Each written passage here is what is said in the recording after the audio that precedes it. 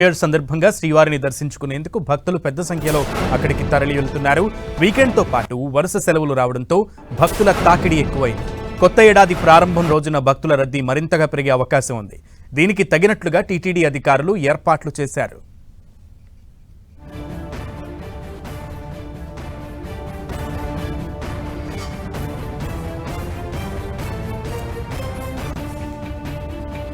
తిరుమలలో భక్తుల రద్దీ క్రమంగా పెరుగుతోంది. న్యూ ఇయర్ సందర్భంగా శ్రీవారిని దర్శించుకోవడానికి భక్తులు పోటెత్తుతున్నారు. పూర్తి సమాచారం మా ప్రతినిధి శ్రీనివాస్ అందిస్తారు. శ్రీనివాస్, భక్తుల పెరుగుదలకి, భక్తుల రద్దీకి రీత్యా తగిన చర్యలు తీసుకుంటుందా టీటీడీ?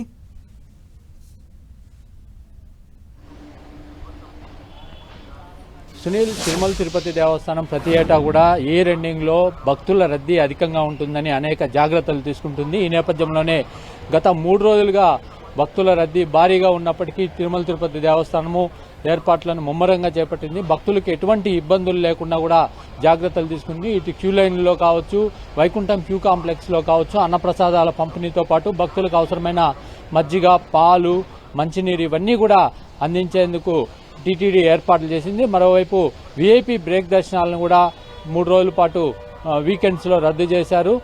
ఎవరైతే స్వయంగా వస్తారో అటువంటి వీఐపీలకు మాత్రమే దర్శనం కల్పించడానికి ప్రోటోకాల్ పరిధిలో వీఐపీలకు దర్శనం కల్పించడానికి ఏర్పాట్లు చేసింది. అయితే న్యూ ఇయర్ కూడా దగ్గరగా ఉండడంతో చాలా మంది భక్తులు స్వామివారిని కొత్త సంవత్సరంలో స్వామివారిని దర్శించుకుని ఆశీస్సులు తీసుకోవాలని భక్తుల రద్దీ అధికంగా వచ్చే అవకాశం ఉంది.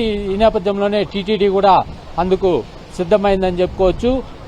డిసెంబర్ 31 అర్ధరాత్రి తర్వాత స్వామివారిని దర్శించుకునే భక్తులు, న్యూ ఇయర్ సందర్భంగా దర్శించుకునే భక్తులకు ఇటు ప్రత్యేకమైన ఏర్పాట్లు టీటీడీ చేపడుతుంది. అంటే వాళ్ళకి ఆ రోజు న్యూ ఇయర్ దర్శనం కోసము అవసరమైన టోకన్లు ఇవ్వడము, ఈ ఏర్పాట్లు కూడా చేపట్టింది. సునీల్.